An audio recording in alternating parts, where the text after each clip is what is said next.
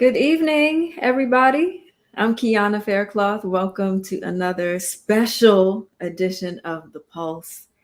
I am elated today because I feel like she's my sister girl. This is my first time ever meeting her in my life. But the way I stand for this woman, my God, I'm so excited. Ledisi is in the house, the Grammy Award winning vocalist. Not only that, though, she has been God, putting all kind of slashes behind her name, actress, author, advocate.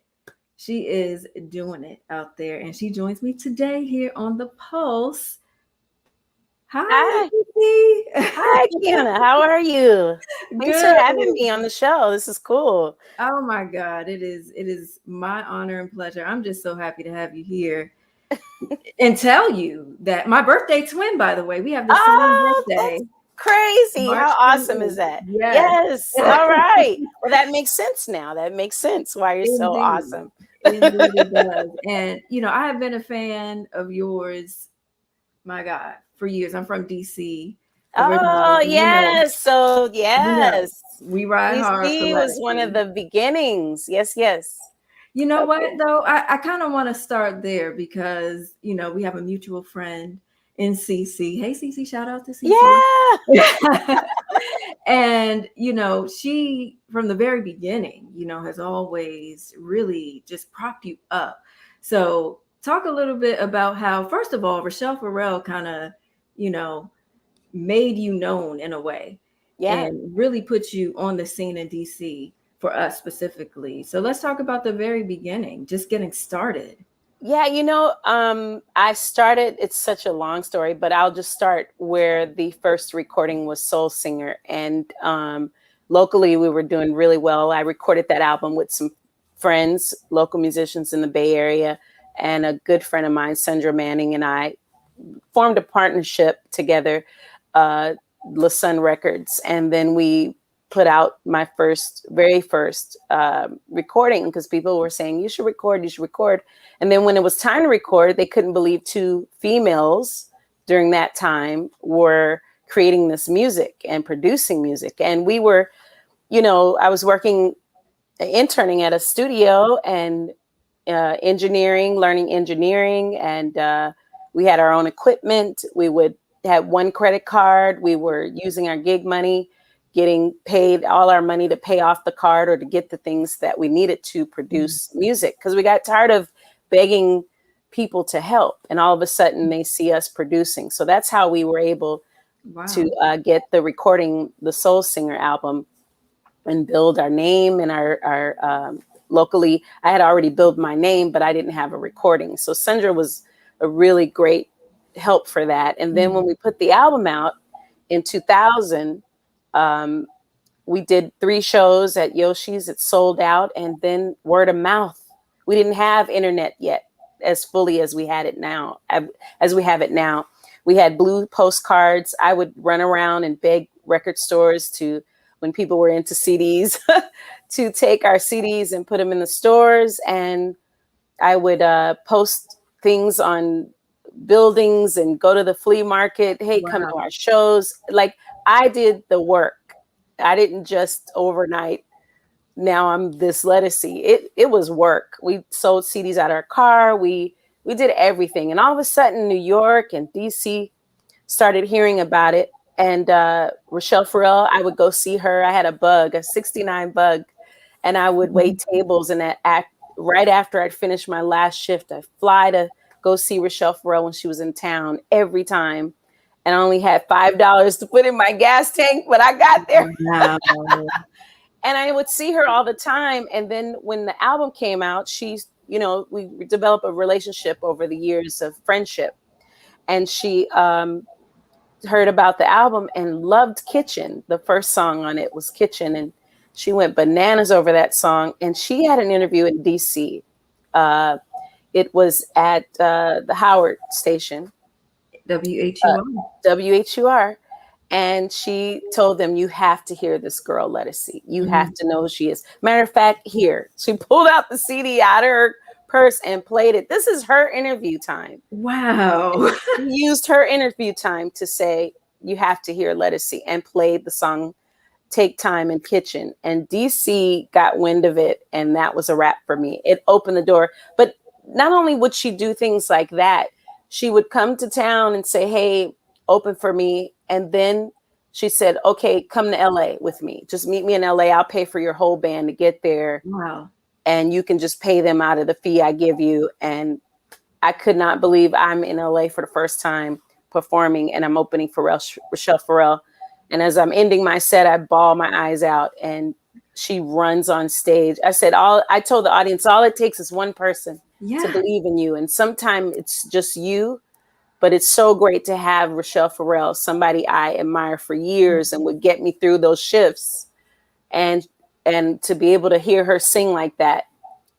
And I just couldn't get the rest out and started bawling. And she runs on stage with this big afro looking like power to the people. She would watch my shows. Like, I've never had another artist support me so much like that. Wow. Not only did she get ready early, because she was like, I got to see my Ledisi, you know? And that was our friendship. It's genuine. It still is. When I can get her, I can't get to her now. I don't know why. We just lost contact. So I just keep trying no matter what. And every year I would keep trying and keep reaching out. But she was very instrumental. Her, and then Shaka Khan got wind of me, reached out, Rasan Patterson. After Rochelle, she opened a whole door of people that started to hear about me. And she would just talk about me. She introduced me to Prince. And like, the beginning was her support. It took another Black woman to be there for me. And after that, I did Feeling Orange but Sometimes Blue, and kept moving into my career. It was hard because we had to pay for things. And when you're independent back then, you didn't have the internet as much. So you had word of mouth and just the people. But you needed gigs, you needed shows. The band was expensive, and people can't work for free. They have families too, you know? So I'm just saying, all of this, I just got tired. And there was a moment where I would just say, I can't keep doing this anymore. But every time a good gush of wind would come up and give me some air. And that moment I said, I'm gonna hide out in Broadway. But then Shaka Khan called, and a label called, and people were looking for me. So I opened for Shaka, and I said, I'll try it a little bit, but I think I'm gonna quit the R&B part of my world. And I don't want to sing jazz. I don't want to sing anything. I'll just hide out on Broadway, because you get benefits. Yeah. You know? I get it. You get, medical paid and all that. And I was just tired and of the grind. But I was popular even on Broadway, and I hadn't even done anything yet. I couldn't believe people knew who I was there in those spaces. So it was beautiful. And I was just an understudy and trying to hide. It did not work for me. Of course not. And so when Shaka had me come on tour with her was when the label Verve Records really said, hey, we want you. And they were one of the first labels to turn me down. And here they were years later. They saw people going crazy over buying my CDs for that one night, because when I appeared, it was like a phoenix. Oh, she's back. We better get her now, because she might not come back, because I was done. And then I said, well, Rex Rideout was the one who said, hey, you should come back, sign with the label. You already have a name base, but you can at least get a push. And then that happened. I signed with the label, and I still own my original recordings from with Sandra, Feeling Orange but Sometimes Blue, and Soul Singer. So they're sitting there, and we're working on distribution for those now. And it's all in talks. People keep asking, why don't you try to? It's gonna happen. And then after I signed with Verve, Lost and Found came, and All Right was nominated for my first Grammy. And I got Lost and Found was nominated for album and song and performance. And I was in the category with Amy Winehouse and for new artists, brand new artists. Wow. And all these, people just started to know who I was, because I had built a following, and that song was so sincere and open. So it was a great journey to get to here, learning how to stay myself through those different stages. Every stage was still me. Right. People say, why are you doing that? That was me. in that stage. I never was somebody else. I was always Ledisi through the whole thing. And I loved that I got to grow. And I love that in the beginning, I got to be something else and be raw and uninhibited. Like a lot of artists today, they're raw and uninhibited in front of all these nice people. I had the fortunate moments before that to be my raw 20-something self and cuss my audience out and do things like that. When you're learning yourself, you got to understand they came here to enjoy you, but they can talk. No, listen to me, Right. And I didn't know that was something Nina did. I didn't know it was something that other people did. Wow. I did not have a clue. So when I started to study other artists, I was like, yay, I'm glad I did that in private. Yeah. I'm glad I wasn't alone. Yes, exactly. But it was great. It's been a great journey. I can't complain about anything that's happened to me. Even the low valleys, the highs and the lows, they all have a lesson. Yeah. That's all I can say. Yeah. Now I know that you have some, just diehard fans that have been with you from the very beginning. A lot of us feel like, why are y'all just getting hip to Ledisi? Like, why did it take 13 nominations for her to get a Grammy? What's up with that? But I was, in those categories, I was in good company. Like I was still proud of the people I was against. It was very popular people that their work was strong, Yeah. And I was in there with them. It felt good. I mean, yes, I wanted to win. So when I lost, I didn't like it, but I went and ate dinner with my mom and I'm back on track. You know what I mean? So, but it was a great journey.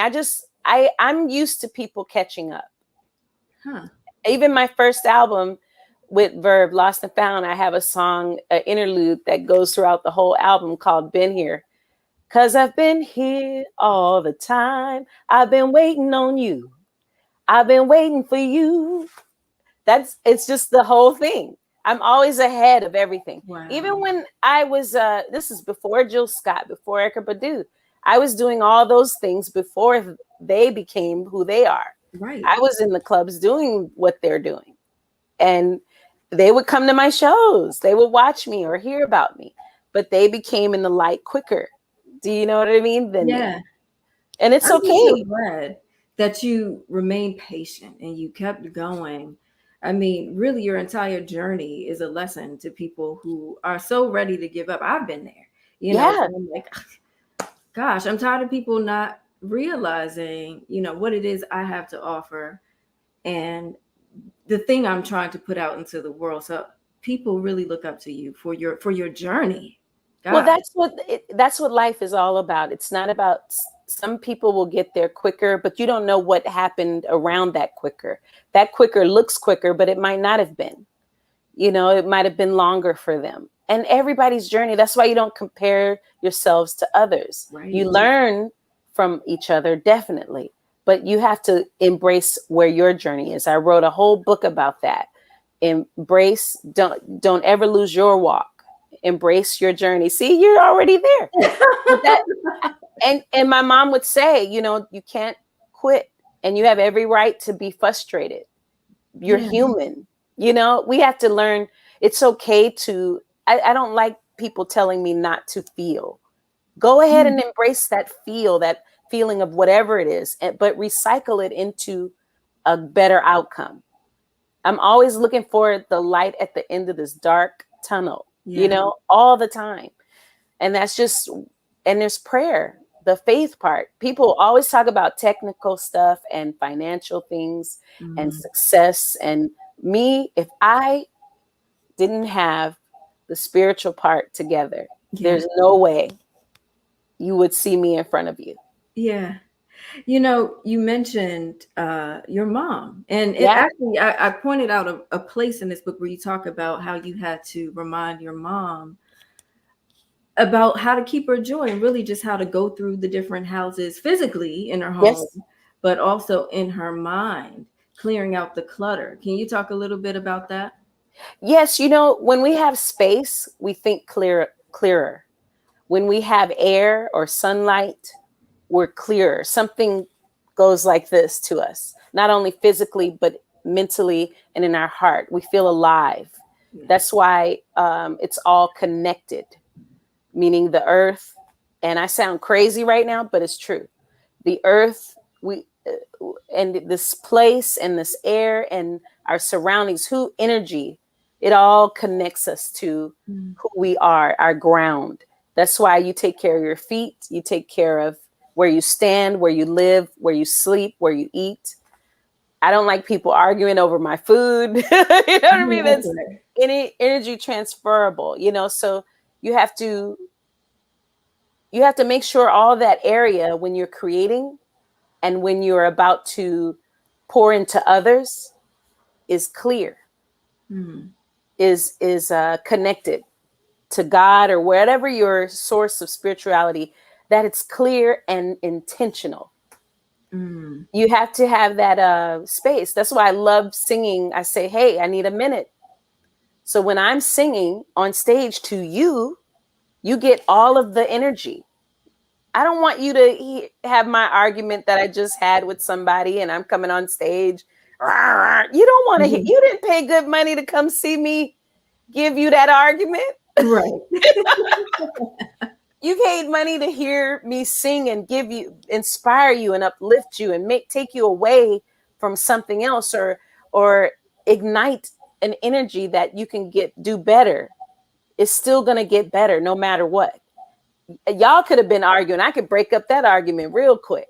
You know what I mean? Yeah. Just by that's so loving that I love about music and storytelling. Even this segment, even though we're in our boxes, we can still express a story across to people and make them feel better. And that's why I was telling my mom was mentally going through some things and everything was cluttered around her. She couldn't get her thoughts together. And I said, Mom, you have to clear these rooms out. You need the sun to have space to come in. Yeah. If you don't want to go outside, at least let the sun come in through the window. So we have to clean these rooms out in space. And as she was cleaning out the different rooms, she started to breathe better.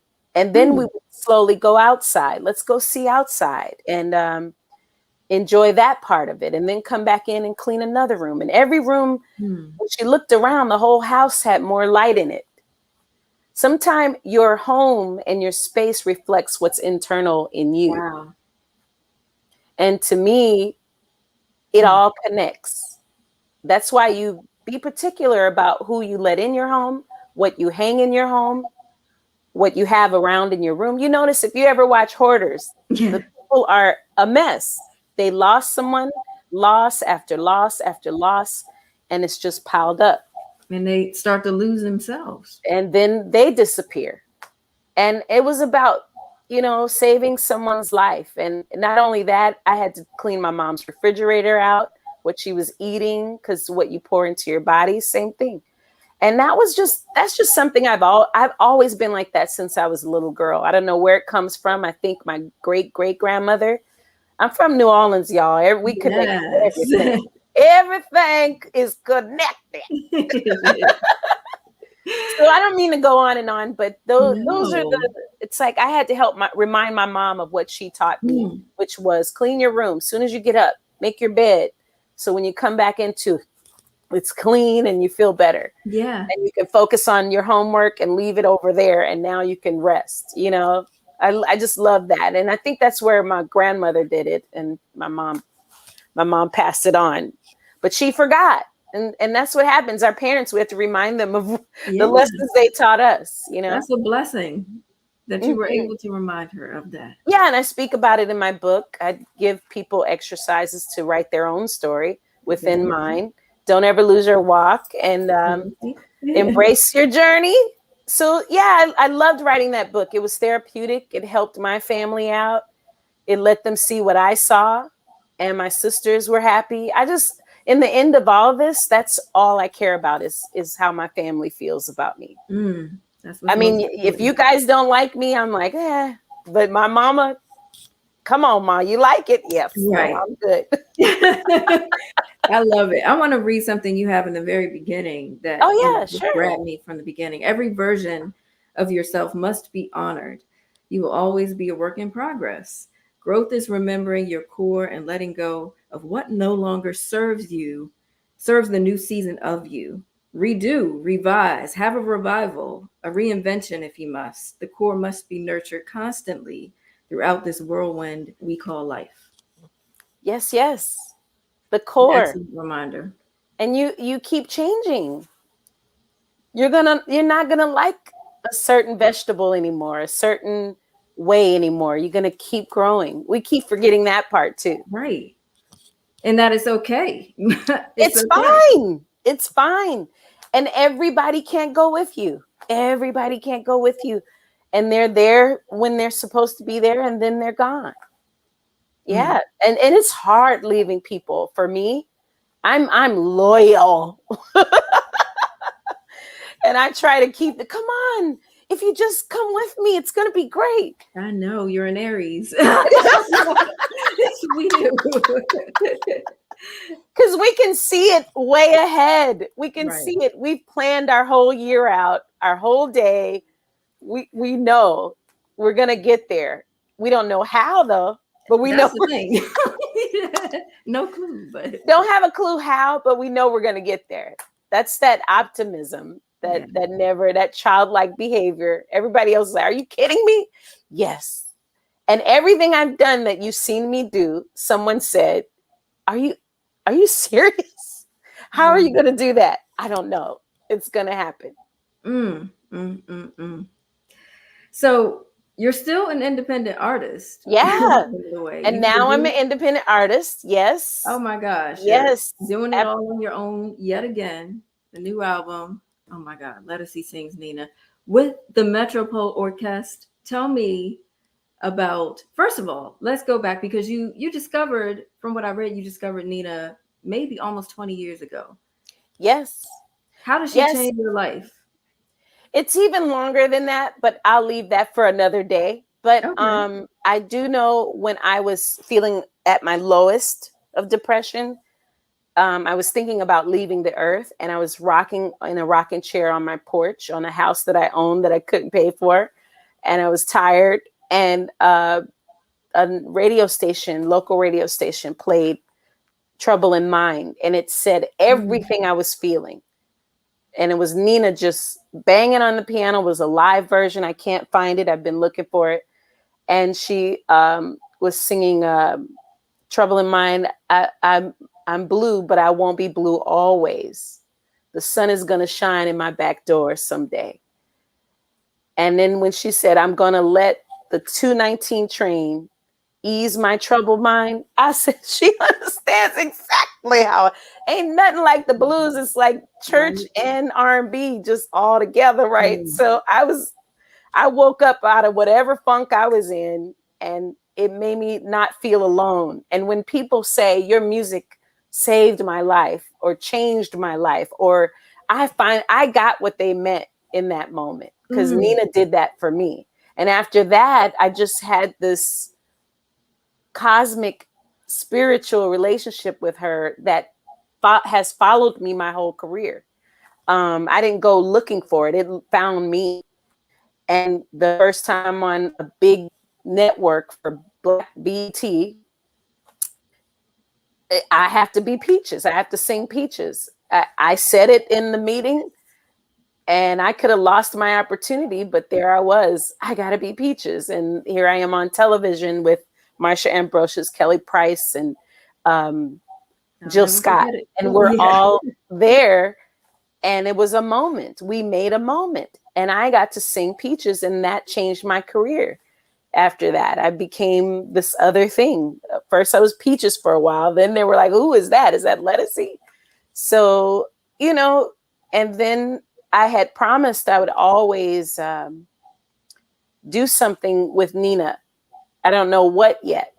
So then I started doing orchestra gigs that I loved, because I started with big band, with jazz, before I did my R&B band. And a lot of people don't know that. Wow. They just assume that I'm from New Orleans. We had to learn jazz. We had to learn classical. I loved classical before I even knew about gospel. I was backwards. I didn't learn gospel first. It was jazz. It was, it was jazz. No, it was jazz, R&B, classical, and then it was gospel. Gospel was the last thing I started to study. Wow. And I wasn't raised in the church. I was Catholic, so we did Mana Nina. We had sounds like that. We didn't do none of that. But anyway, the relationship with Nina was that bond about classical music, and I love Leontine Price. My mom would listen to Leontine Price and country music, Patsy Cline. My stepdad would listen to funk and Earth, Wind and Fire and Tower Power, and my aunt would listen to Mahalia Jackson. She even sounded like her when she sang.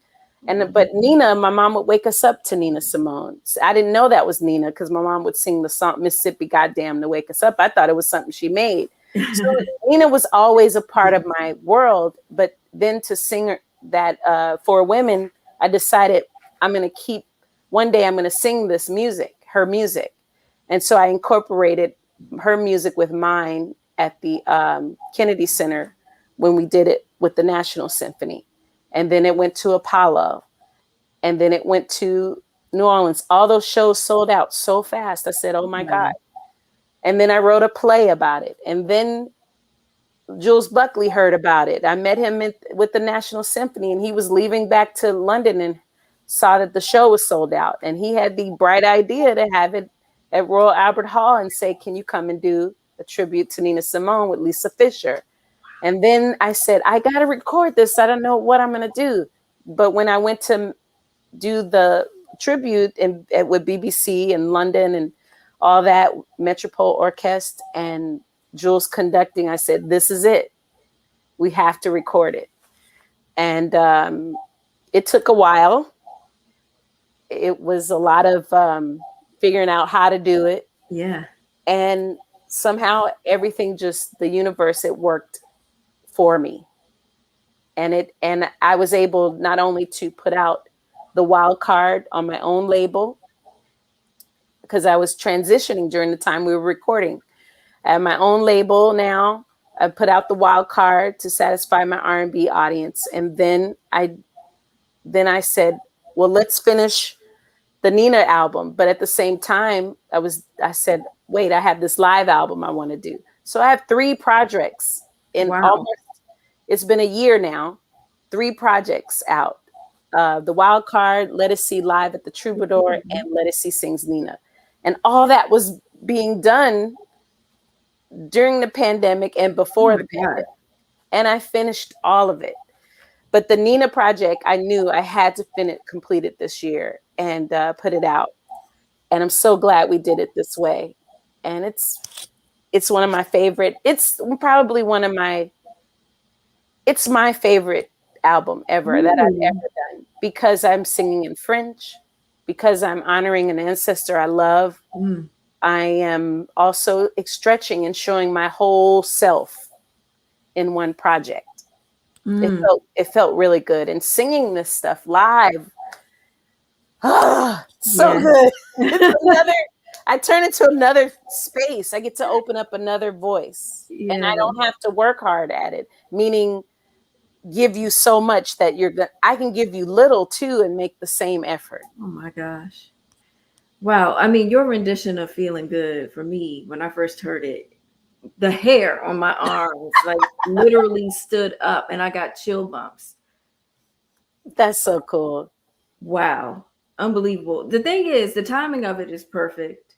Actually, right now, we are WBGO in the middle of our fall fund drive. And oh, great. Yes. And so actually the theme of it is feeling good. So yes. I'd like to think you inspired that, honestly. But I hope so. Nina inspired that. That's her fault. Gnawing away. You got to put this out. I can feel it, and her family was cool with it. So I'm glad you're doing it. That's cool. Yeah. And, I just wanted to ask you, what are some of the ways that you feel public media, public radio specifically, is important and needs to thrive. Public radio is what I was listening to hear what I needed to hear. Wow. It was a public radio. It was KPFA. I love that station in the Bay Area. I hope it's still there. But you guys play the stuff that we wouldn't normally hear all the time.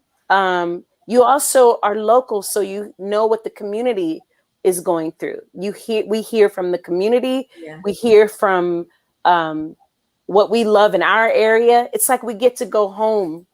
Thank God for streaming in that way, that we get to go home to our radio station that's in that area, reaching us, all the way from another state. So I love public radio needs to always be supported because it's like boots on the ground to me.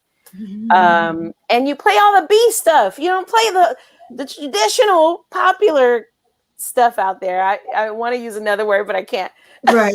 You know what I mean? So it's like we get to hear the selections that I would normally play at home, obscured albums or live recordings or just different variety. It's you're actually the people. I love you. that. You represent the people. We are so many things. So when we hear all of our music on there, we're excited. So yeah, we need you. Thank you for that. Public radio for me has been the same thing. It's been like an education, an institution. That part. Yes. Coming up, it's the thing that I would listen to and hear stuff and discover artists, like you said, that I wouldn't hear anywhere else. So thank you for saying that. And you have in-depth conversations like the ones we're having right now. This is like, I'll always support anything that has the educational part in it. And that's how you learn. That's just how you learn and get better as a human, period. Indeed. Thank you so much for saying that. Yeah, I'm real about it. Hello. Indeed. I feel all the love just like bouncing off of you. It's funny because I was just watching OWN and I saw you on Black Love and I'm like, oh my God, I'm so inspired by your love story. I love Black Love. That's one of my favorite shows, Keanna. It's so cool because we're more than what you see, and I love that. I didn't want to do a show like that. That's not my thing. But my husband and I, Ron, we had gotten a lot of calls to do, share some of our story and put it in magazines. And we just kept saying no for a long time. I'm not very public about my relationship. And, and I thought, well, honey, the opportunity presented itself again because they've been asked, can you? No. I said, it felt safe. And it felt like it could be a teachable moment for others. They saw my vulnerability, another side of me being just a woman in love. And I don't regret anything. I hope someone learned from it that it's okay to be your full self. You should be your full self with someone you fully are in love with, and I took a chance and I'm happy I did.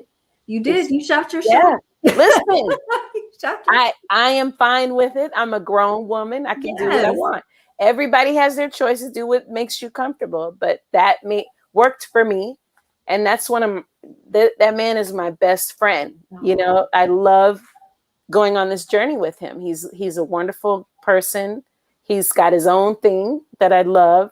And he's his own person separate from me. And then when we're together, we're a force. So I'm happy in my relationship with Ronald. He's a great force of nature. He's funny. I've never laughed so much. Really? Yes. And it's like having your complete circle of things that you hope for. I'm happy with it. It's not perfect. We disagree on a lot of stuff, but we find a way to kind of balance it out because we're some things we just don't agree on. And we go, that's okay. That's okay. But the thing is, I feel like real love and the right love helps you to be your best self. So there's there's no wonder that you're here and you're doing everybody is recognizing who you are right now. I think the timing of everything in your life is really just come together. So Yeah, it's still work though. I still have a long journey ahead of me. I still have more things I want to do. I still love people. Long as I love people and I love what I do, I'm sticking around. But when I stop liking it or loving it, I'm gonna go sit down and, and wait until that feeling comes back, because I love transferring energy that feels good. mm, It's just part of my thing. And I mhm, want others to love what they do. Do what you need to do until you do what you love to do. mm, And do it well. mm. Do it well. Do it well. So good that people remember. I waited tables. I did not like it, but I was so good at it. Oh my goodness. I had 3 plates here, blah, blah, blah. You didn't have to want for anything. And then I'd have to sing. How about that? A singing waitress. Wow. And I've done like record stores when they existed. I did that during the daytime. Early in the morning, had to open and everything. And I didn't make a penny there because I would buy all the box sets like crazy. Right. But I did it well. The thing is, people loved that I was there. The only problem I would have is juggling everything, waiting Right. tables, singing at night. I mean, I earned my position of where I am in life. And so I did it well. That's all I can keep saying. You want to leave behind a legacy. And that's the whole point of living to me, is leaving behind a wonderful legacy. You can look back and say, I did it well. Yeah. I did it damn good. Indeed. That is a word. Yeah. I could go on and on. I want to know all the other things you have yet to do that you want to do. I know you've been acting too. I saw you in Twice Bitten. Oh, you saw that too? I did. I'm like, oh my God, she's in it. What is it that you don't do? I'm like, well, you're an Aries. Come on now. I know.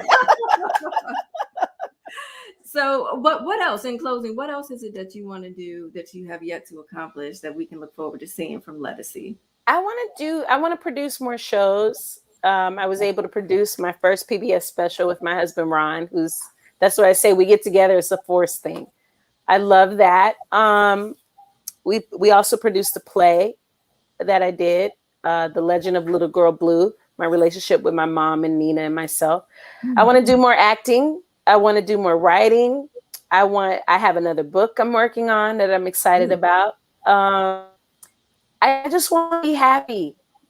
I want to stay in a space that feels good. I'm worried about the world, but I'm going to do my part to pour something in that inspires, not puts us in a decline. And I want to work with more women.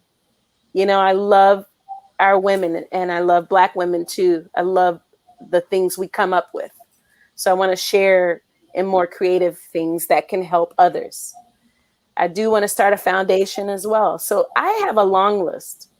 There's more that I don't talk about that I'm gonna hold to my chest and let the universe work itself out. But I'm happy on the journey I'm on, and if I'm inspiring you, it's awesome.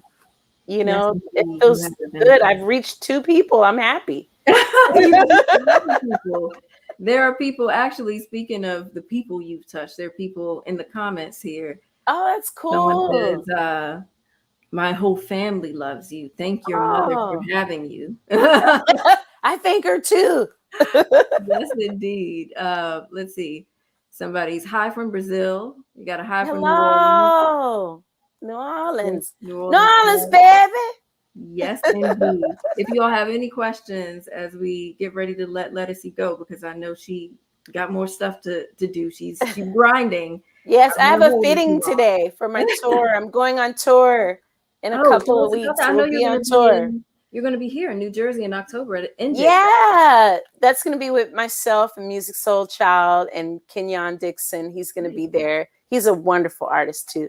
And the Stout is on tour with us as well. So she's incredible. Great new and upcoming performers that are just immaculate to me. And of course, Music Soul Child is a legend. He's going to do 2 dates with me. But the Wildcard Tour, I'm definitely doing a few songs from the Wildcard, but a lot from my catalog, because I want to please the fans. We need it. We need some some of that good old singing. I'm ready to do it because I haven't done it in a long time.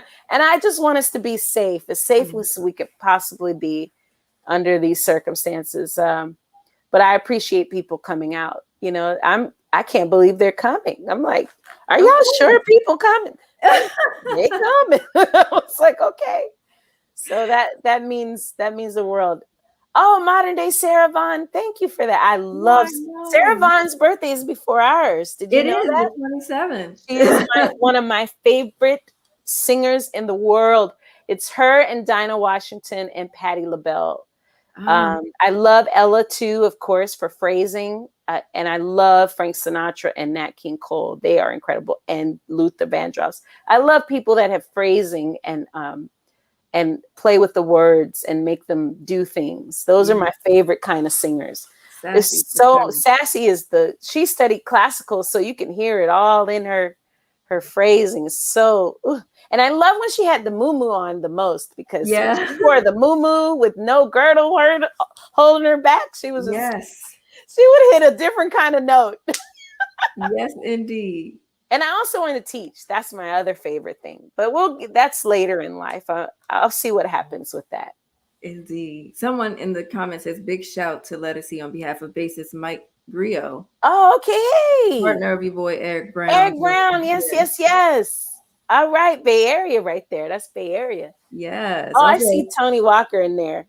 You do? Yeah. Oh, DC, that's from your part of the town. Tony is everything. He's done a lot of the beginning of the Nina performances with me. He would play, or sometime I'd get Patrice Rushen, because I always wanted that female energy like Nina for the piano sometimes. So, and it's funny, Patrice was teaching me Nemekitipa, and then and then I learned it wrong. So then not wrong from her, but I was still learning it. So that was here. Nemekitipa. Yes, Nemekitipa.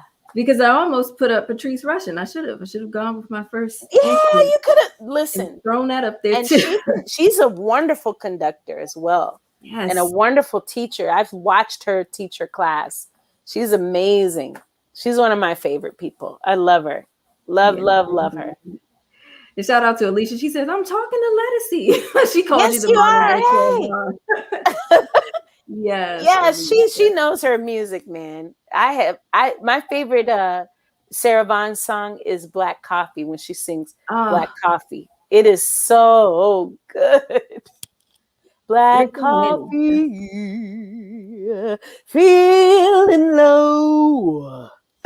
When she do that, low to the ground, and she goes, it's driving me crazy. I'm waiting for my baby. Always, and that vibrato comes in. Yeah, all those round notes. Oh my God. I love Sarah. I love all of them. I love all of them. They are my master teachers. That's how it goes. Indeed. Now I want to finish my other book. See, Alicia, that's your fault. I'm getting excited. Yes. Is the next book about Sarah and your? Oh, we'll see. Okay, we got to stay tuned. Well, in the meantime, we're going to keep up, of course, with all things Ledisi. I cannot wait till you come to Jersey. I will be right there then. Yes, and hopefully we can meet each other. That would be great. I would love that. Yes, Alicia, Higher Than This is on the list. It's on the list, on the set list. I promise you. Yes. But yeah, we have to meet. It would be great to meet you, my twin, in person. Yes. We'll do this from a distance or something. Indeed. I'll wear my face shield. Yeah. And mask. We'll have all this armor on and we'll still go, hey. Right. It'd be great to meet you. But thank you for this. And I mean, I'm proud of you of having the show and educating people and just letting us be artists, having a platform. You know, thank you for this. We can't be us without you. So, oh my gosh, thank you. That's an honor. Thank you so much. Oh, thank you. Be sure to pick up Ledisi Sings Nina, of course. It's everywhere, all digital platforms. Also, don't ever lose your walk. You hear me? Get this. It'll inspire your life. Yes. And all of her books, she has, how many books do you have? Actually? Well, I have 2. Better Than All Right, that was presented by Essence. It turned into a magazine as well before they turned it into a magazine. And yeah, I'm working on the third one now, so it'll be done soon. Awesome. But the audiobook for Don't Ever Lose Your Walk is coming out this year before the end of the year, so that'll be out. Oh, great. I'm excited. And yeah, all things Ledisi, just go to myledisi.com and follow me on social media. I'm there saying hi to people here and there. But I'm going on tour. Please pray for us, all of us, everyone that attends and everyone that's on the stage. We all need the prayers. That's a lot going on there, a lot of energy. But we're going to make it work. Indeed. Well, God's light is shining on you. He's got you. You're covered. So, thank you for all that you do to inspire through your music and just your walk in general. So thank you so much. Thank you. Thanks for having me. Absolutely. Have a good night. See you soon. You too. See you soon, you guys. Bye. Thank you all so much for joining me on this episode of The Pulse. Oh my God, my heart is so full. Be sure to keep up with all things Ledisi, of course, at ledisi.com. I'm Keanna Faircloth. See you on the radio, Afternoon Jazz, Monday through Friday from 4 to 8 p.m. And please be sure to support your public radio station, WBGO, one of the only ones of its kind in the New York, New Jersey area, sharing this music we call jazz. You can pledge your support by calling 1-800-499-9246. You can go online to wbgo.org/support, or of course, you can always text your support. You just text WBGO to 56512. Thank you so much. Have a great night, and I'll see you all next time. Good night.